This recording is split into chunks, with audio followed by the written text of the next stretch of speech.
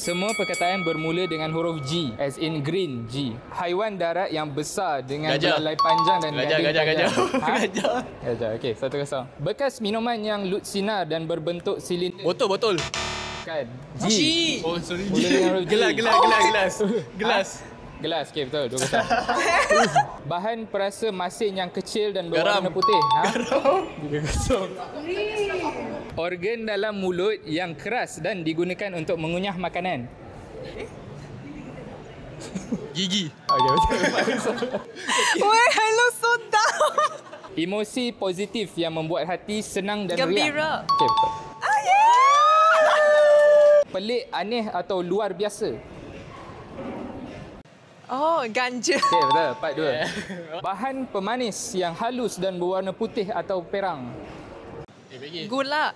Ha? Yes. Gula, betul. Okey, part 3. Tempat atau bangunan untuk menyimpan barang dalam kuantiti yang banyak. Gudang. Ya, yeah, betul. Ah. Part 4. I was like thinking garage, bro. I was like garage.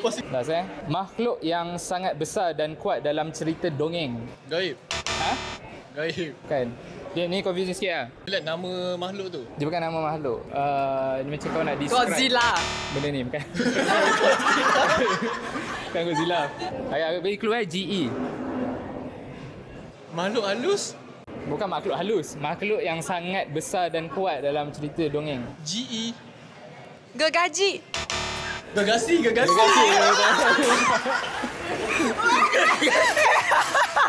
Gergaji yang potong tu.